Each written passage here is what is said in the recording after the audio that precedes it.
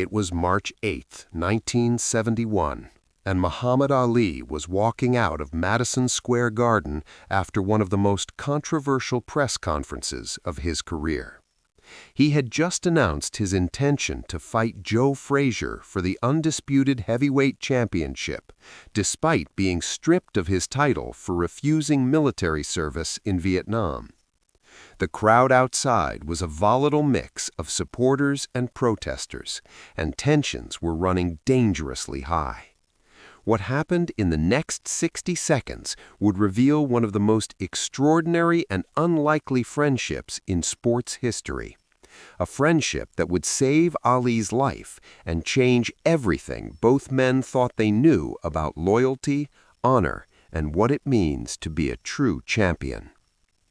As Ali emerged from the garden's main entrance, flanked by his usual entourage of managers, trainers, and hangers-on, the crowd pressed forward with unusual intensity.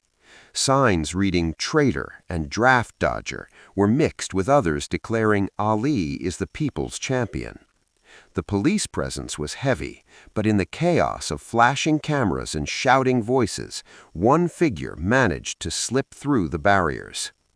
That figure was Tommy Torino, a 34-year-old construction worker from Brooklyn whose two brothers had been killed in Vietnam. Tommy had been drinking since noon, consumed with rage at what he saw as Ali's betrayal of American soldiers.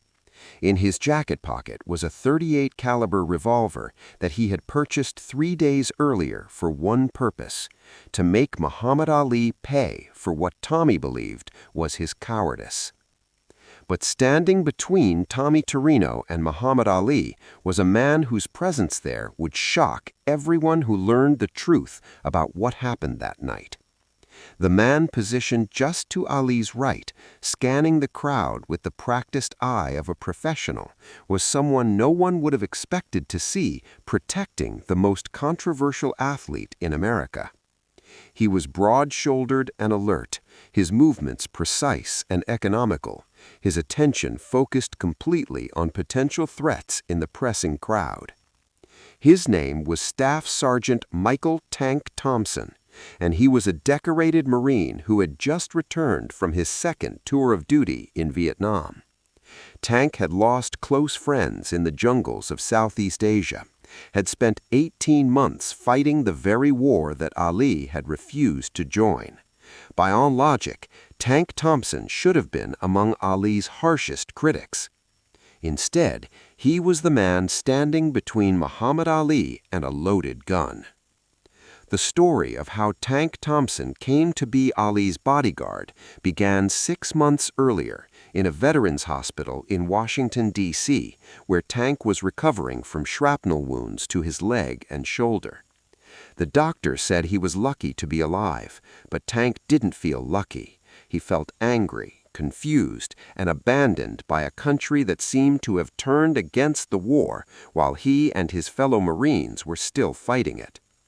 That's when Muhammad Ali walked into his hospital room. It wasn't a publicity visit or a photo opportunity. Ali had been quietly visiting wounded veterans for months, paying for medical bills, sitting with soldiers who had no family, listening to stories that the media never heard. The visits were never announced, never publicized, and Ali insisted that no cameras or reporters be present. When Tank saw Ali walking through his door, his first instinct was anger. Here was the man who had avoided the war that had cost Tank so much, coming to offer, what, pity? Charity? "You got some nerve coming here," Tank had said, his voice cold and hard. Ali pulled up a chair next to Tank's bed and sat down. "I know you probably hate me," he said quietly. "I know you think I'm a coward, but I wanted you to know that I pray for you and every soldier over there every single day." "Then why didn't you go?" Tank demanded. "Why didn't you serve when your country called?" What Ali said next was something Tank would never forget. "Brother, I couldn't kill someone who never called me a name, never hurt my family, never did anything to me. But that doesn't mean I don't respect the courage it takes to put your life on the line for what you believe in. You're more of a warrior than I'll ever be." They talked for 3 hours that day. Ali listened as Tank told him about friends who had died, about the confusion and horror of combat, about feeling forgotten by the country they had served. Ali shared his own struggles with being hated by half of America for his stand against the war, about losing his title in his prime fighting years, about the death threats and the constant fear for his family's safety. When Ali finally left that day, something had changed between them. Tank still didn't agree with Ali's decision about Vietnam, but he understood that they were both men trying to live according to their principles, even when those principles came at enormous personal cost. Over the following months, Ali continued to visit Tank during his recovery. They discussed everything from religion to boxing to the nature of courage. Tank began to see that Ali's refusal to fight in Vietnam wasn't about cowardice. It was about a different kind of bravery, the bravery to stand alone against overwhelming opposition when you believed you were right. When Tank was finally released from the hospital, Ali made an offer that surprised everyone who knew both men. "I need someone to watch my back," Ali told Tank. "Someone who understands what real danger looks like, someone who can handle himself when things get ugly. I know we come from different places on Vietnam, but I trust you more than anyone else I could hire." Tank's first instinct was to refuse. Taking money to protect a man he had once considered a traitor felt wrong. But Ali explained that this wasn't about politics or the war. It was about two warriors respecting each other's courage. "You fought for what you believed in over there. Now I'm asking you to help me fight for what I believe in over here. We don't have to agree on everything to have each other's backs." Tank agreed to a trial period, telling himself he could always quit if it didn't work out. But as he got to know Ali better, as he saw the constant threats and the real danger that surrounded the boxer, he began to understand that protecting Ali was just as important as any mission he had undertaken in Vietnam. That understanding was put to the ultimate test on that March evening outside Madison Square Garden. Tank had positioned himself strategically in Ali's entourage, not wearing any kind of official security uniform, but staying close enough to intervene if necessary. His trained eye was constantly scanning the crowd, looking for the kind of focused attention that might indicate a threat. He spotted Tommy Torino immediately. While everyone else in the crowd was shouting, waving signs, or trying to get Ali's attention, Torino was standing still, his right hand inside his jacket, his eyes locked on Ali with an intensity that Tank recognized from combat zones. This wasn't a fan or even an angry protester. This was someone with deadly intent. Tank began moving toward Torino even before he saw the gun. Years of military training had taught him to read body language and recognize the subtle signs that separated a loud critic from a genuine threat. As the crowd pressed closer to Ali, Torino's hand emerged from his jacket, and Tank saw the metallic gleam of a .38 caliber revolver. What happened next took less than 3 seconds, but those 3 seconds would be seared into the memory of everyone who witnessed them. Tank launched himself through the crowd with explosive speed, covering the 15 feet between him and Torino in a blur of motion. The gun was just clearing Torino's jacket when Tank's shoulder caught him in the midsection, driving him backward into the crowd. The gun went off as they fell, the bullet ricocheting harmlessly off the garden's concrete facade. As Tank wrestled the weapon away from Torino, the crowd erupted in panic. Police converged on the scene, and Ali was quickly hustled into a waiting car. In the chaos, most people didn't see exactly what had happened. They heard the gunshot, saw the struggle, but the details of Tank's lightning-fast intervention were lost in the confusion. By the time the dust settled, Tommy Torino was in police custody, charged with attempted murder and weapons violations. The gun was recovered, along with evidence that Torino had been planning the attack for days. If Tank hadn't been there, if he hadn't read the situation correctly and acted with split-second timing, Muhammad Ali would almost certainly have been killed. But here's what made the story truly extraordinary. Tank insisted that his role in saving Ali's life be kept quiet. He didn't want to be called a hero, didn't want media attention, and especially didn't want his military service to be used as part of the story. "I was just doing my job," Tank told the police investigators. "Ali hired me to protect him, and that's what I did." But there was more to it than that. Tank was afraid that if the story came out, a decorated Vietnam veteran saving the life of the man who had refused to serve, it would be used to make political points that neither he nor Ali wanted to make. "This isn't about the war," Tank explained to Ali later. "This is about two men who found out they could trust each other despite everything that should have kept us apart. I don't want politicians or reporters turning this into some kind of symbol." Ali agreed to keep the details private. The official story was simply that an alert security guard had prevented an assassination attempt. Tank's identity and background were never revealed to the media. The assassination attempt, rather than driving Tank and Ali apart, brought them closer together. In the aftermath, they both realized that they had found something rare and valuable, a friendship based on mutual respect rather than agreement, trust rather than similarity. Tank continued as Ali's primary bodyguard for the next 4 years through some of the most dangerous and controversial periods of the boxer's career.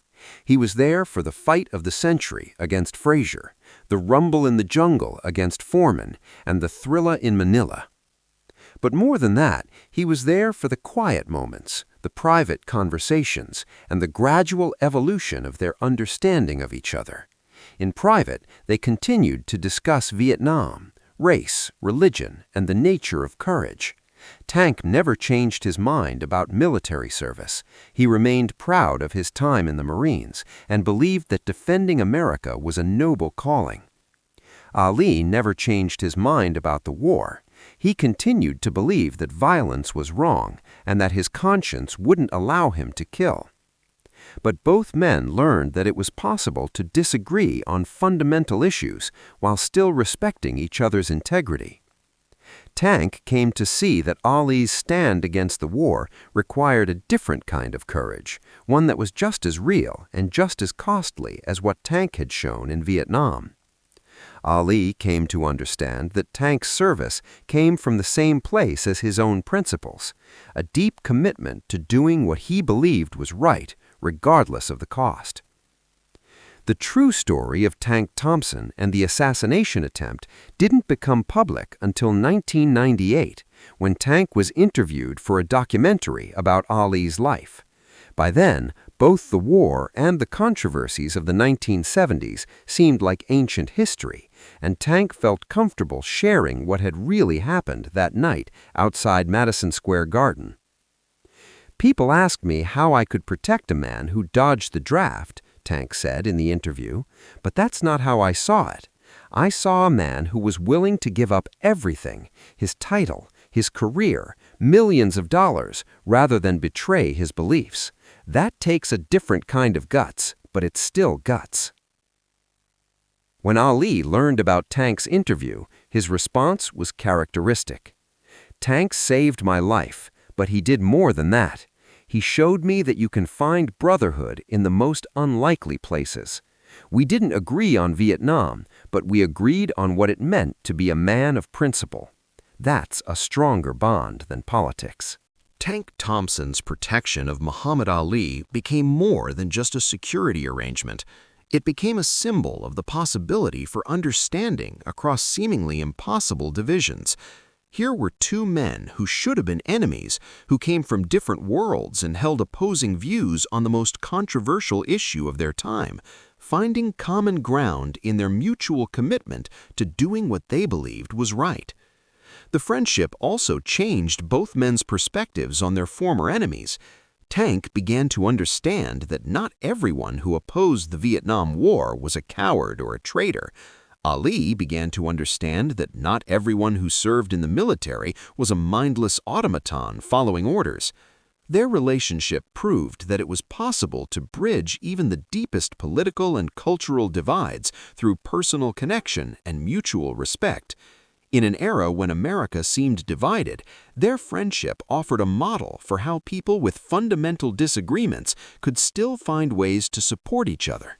Tank Thompson continued working in private security after his time with Ali, eventually starting his own company that specialized in protecting high-profile individuals.